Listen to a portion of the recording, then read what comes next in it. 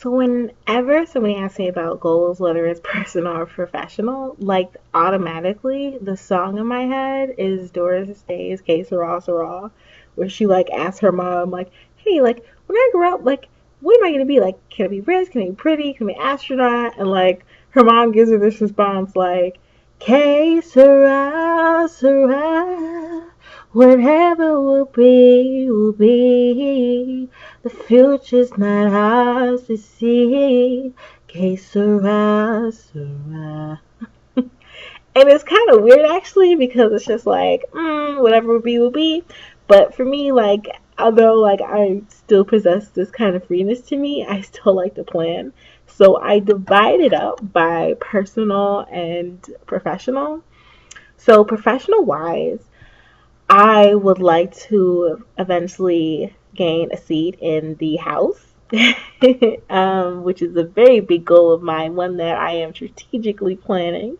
For example, in 2018, I'll be running for the Detroit Public School Board in hopes to bring some reformative action to the administration currently in place um, as they oversee the future of our kids. I want to see all kids, no matter their zip code, have the same access to education as kids in other districts. And it's a big goal of mine because education for me has always been pivotal in me growing as a person because knowledge is key. And when you have the key, the access to possibilities is endless. And I just want that for every student. And I don't think you should be confined to a lesser state of learning and educational tools because of your geographical location.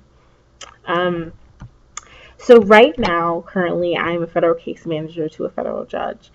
And although I love my job, I see myself doing so much more. And if I can't engage politically, I think my next move is actually to go back to my roots, which is more MDOC based, Department of Corrections, and I would be applying to be a federal probation officer. That actually lends, oddly enough, into the F of my personality, the feelings, because I'm I feel a certain way about a criminal justice system that is set up to fail rather than to rehabilitate. I think what we're seeing right now is, a steady rate of recidivism, and it's this everlasting revolving door to where you see people coming from the poorest of circumstances, the roughest of circumstances, and they're scratching and fighting to survive. And unfortunately, some of those avenues they choose to take is illegal. And then what do? We throw them in jail. We brand them as felons. We have them serve their time. We're not really too focused on rehabilitation or mitigating circumstances which brought them into the system as much as building cells to accommodate them. And then, oh, by the way, after you've done your time, we're sending you back to society. Don't do what you did again. And not give them the tools necessary to make a better life for themselves. So I think as a probation officer, I can show people that we're not here to throw you away when you make a mistake. I understand there are some crimes that are more serious than others, but we should be saving the people that we absolutely can. They're not docket numbers. They're not just docket numbers. They're not just inmates in uniforms. And they're not just castaways. You're not a castaway. You deserve, if possible, a second chance. Because that's all some of these people really need is a second chance. And for someone to give them the tools to take advantage of that second chance. And that's something that I've seen in my personal experience working for MDOC and even working for the federal judiciary. I've seen it, and it's a big undertaking, but it's one of those goals that I am just relentless on pursuing. If I can't get it done on a political level, I will do it on a professional level. I will build committees that aim to restorative justice practices aimed at building community centered around community policing and rallying judges to reconsider sentencing guidelines that for offenders who have circumstances that prevent them from being law-abiding citizens. And I'm passionate about it. So that definitely lends into the feelings, personality traits as well. And I don't think right now I'm at where I want to be, obviously, because I'm not elected yet. So obviously I still have more groundwork to do. I'm still putting together my actual platform for the Detroit City School Board. It's very tough actually getting on the Detroit City School Board, actually. And they are partial to people that are public, that were former DPS students. And I was not a former DPS student, but a professional goal of mine in that capacity, if I was to be elected, is to let them know that there's a younger generations of students that aren't far removed from the actual educational system. As someone who's still in it myself, as someone who's had to go through cramming for finals, filling out FAFSA forms, being a commuter student, like, I'm very in tune with it now. I'm very in tune with this generation of my own and very in tune with the generation coming behind me. And I think that's what's missing. We have a board of people who are so fascinated by the position of power that they hold, and the power of decision making, that they sometimes forget what it is and what it truly means to be a student of this generation. This lost generation, right? As they call it. So from my experience, I want to draw a better future for them because they deserve that. I think all students, especially the students in Wayne County, I think they deserve that. They deserve better from us, and if it takes my life's work to do it, then I could die happy. I think that's a very good professional goal to have. When it comes to my current job that I have now professionally, I would love to build on probably branching out more as it relates to other departments as far as communication goes, because right now we're separated by floors. There's about 15 different floors, so you don't see all your coworkers all the time. And I don't make enough time, I'm finding personally, to take advantage of the fact that I could go and knock on, another chamber's door and say, hey, how are you doing today? Hey, let me bounce this ideas off of you. So the atmosphere is very chambers oriented, where you kind of keep everything centered into your chambers and you don't branch out and talk to other people. So I can talk all day to the people in my chambers because they're like my family. I see them more than my own family. I'm there 8 hours a day, sometimes 6 days a week. So yeah, we're pretty close. But I would like to take the opportunity professionally to just start communicating more with people from different departments even from my own, from the probation department, pretrial services, to the cleaning staff, even, like, letting them know, like, hey, how can we make this building more accessible for you? How could we make things better for you, the atmosphere for you? And that lends back to the being all inclusive, back to being the people person. Again, I'm just always conscious of what I'm not doing right professionally, because I want to build an atmosphere where everybody, again, is included. It doesn't matter who you are, what position you hold. I believe it takes a village to run an organization, and it comes with active participation from everybody. So, right now, as far as my career goals I'm in the latter stages of my career goals as it relates to my current job.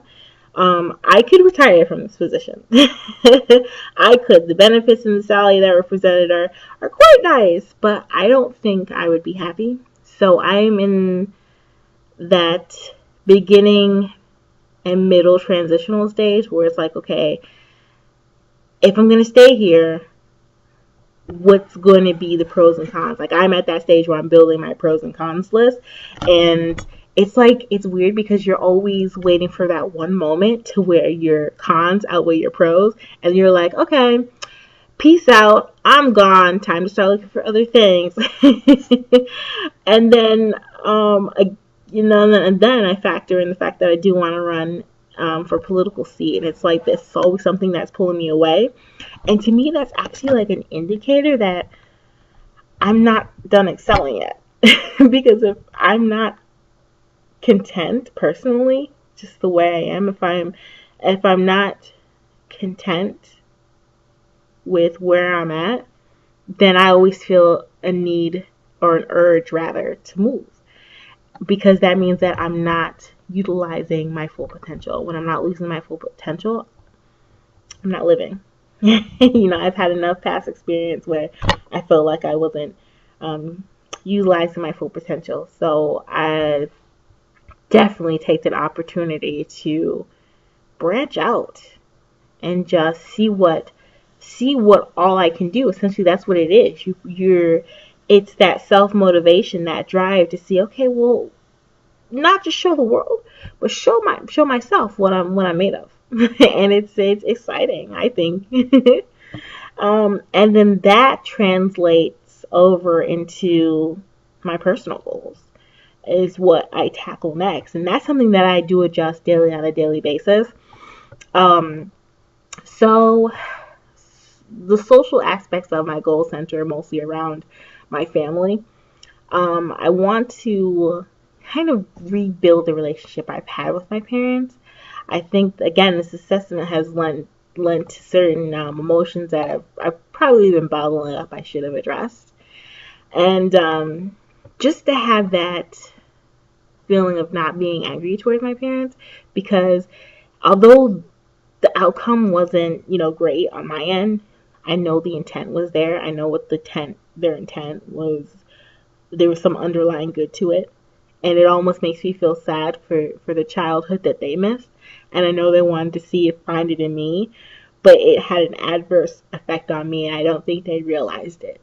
So one of my personal goals is just to rebuild my relationship with my parents. Something I don't talk about often that just is relatable to my social goals is just opening up myself to finding love. And as corny as that sounds, it's a realistic goal for me. I used to be in an abusive relationship, and it was the result of, again, not knowing who I was. And when you let other voices tell you who you are, they fill that void in you, and then you become who they want you to be. So again, you fall into that repetitive cycle to where you don't know who you are, and so somebody's molding you. And that's why I ended up in that, abusive relationship, and it went on for quite a long time. And then actually, there was a song by like Kelly Rowland called Dirty Laundry, and it was just like the epitome of what I went to, my breaking point. And I just remember her being like, the guy she was with, he told her, can't nobody love you but me, not your mama, not your daddy, and especially not me. And it's like, the meaning is just like, this man tore her down like to nothing, to where like, he already knew she had insecurities. He already knew she was struggling to find herself. And to add on the factor saying, nobody's really going to love you. I'm the only one who's to take you as you are. And it was just so relatable. I just remember hearing that, so I'm like, oh my God, like, that's like my life. Like, I've actually heard those words from my ex, and it's just like, whoa. So I want to get to that place again, to where I can let somebody truly know me for who I am, even though I'm a work in progress. And it's like, it's actually like more so like, India.Arie, when she was the Ready for Love, she's like, I am ready for love. Why are you hiding from me? I quickly get my freedom to be held in your captivity. I am ready for love. So, and then I'm at that place where I'm like, okay, well, I I'm realizing what may not actually be imperfections, which is maybe what I said, a work in progress. And hey, like if I'm working on that, why am I not entitled to love? Love is, it can be tragic, it can be painful, but it can be beautiful and it can be healing. And if you live this life and never know love, then you're lacking. So that's another new chapter that like I'm excited to explore because I haven't had too much opportunities to do that, but I'm opening up myself to more, and it's just one of those personal goals of mine. Like I'm not afraid anymore. I could truly say that I'm not afraid anymore, and that's just one of those. It took a long time to get to this place, but the song says I'm ready. um, my physical well-being is another goal of mine. So recently, I did start dieting again and going to the gym. Not so much the gym. I like to walk outside more so. But my personal goal is to be fit, and that actually correlates with the professional goal because if you're going to be a federal probation officer or even working for like a political unit, like you need to be physically fit to where you can perform your duties. And that I do much understand. I've kind of been lax on that. And that's something I'm proud to admit, seeing as I had KFC earlier today. But it's just one of those things I know that I have to work on. And I've never even had a goal for it before. But I'm finding that once I make this goal for myself, I find myself sticking to it. I find myself reading labels at the grocery store. I find myself waking up at 6 a.m. to go to the Eastern Market instead of shopping at Walmart for my fruits and vegetables. So, and drinking more water and I gave up pop. And I'm telling you, the day after I gave up pop, I had a huge migraine. And I read that, like, as a result of drinking that much pop, like, it's a shock to your body. And, like, that's not a good thing. Like, if your body's dependent on that much caffeine and sugar, like, something's wrong. Like, you have to start drinking a lot more water. And so I have been drinking a lot more water and juice. So, but it's a start. And another goal I've set for myself is my spiritual well-being. I love to sleep in on some days because I work a lot. But I'm telling you, the days that I go to church and I hear the choir singing, and they're like, everything that you've been worried about, yeah, put it on the altar. It's like the burdens and the stresses that I have from my day, they're gone. Like, it's alleviated because I'm spiritually connecting to the entity I believe in and spiritually connecting to the other people that share, in the same belief that there's something greater out there than self, and spiritually connecting to myself, that I feel like I take a new breath of air when I leave the church. And it's just so refreshing. And I miss that feeling because I get so bogged down and so tied down with work that sometimes I'm just so tired and I need the time to sleep in and recuperate for the next coming work day that I miss out, and I miss out a lot. But the days I do go, it's just, man, it's amazing. And so I've set a goal for myself that at least have to make an appearance physically inside church 2 times a month. But if I'm not going physically, I can always live stream a church service at least the other 2 times a month. But physically, I always feel better when I go physically. But there are sometimes I'll look at some live stream services and they're pretty okay. But to be a person and witness of yourself and the preaching and the gospel, it's just, it hands down, it's better than live stream. So I've set that spiritual goal for myself, one I plan hoping to keep in the future. Next, my financial well-being. Oh God, I hate being on budgets. I do hate being on budgets. It's one of the downfalls of being an adult. But what I have done, and which is really cool, is I told myself, okay, to limit my capacity on eating out, which actually ties into the wellness goal. Like if I stop eating out, then I can start seeing a decrease in my weight. And the workouts will be a little easier. So I've limited my funding for actually to eat out like every 2 weeks, and which is really cool because PNC has this tracking app that shows you how much you spend eating at restaurants, not grocery stores, but it literally filters out restaurants to show the money you spend on fast food. And when I look back, it is so embarrassing.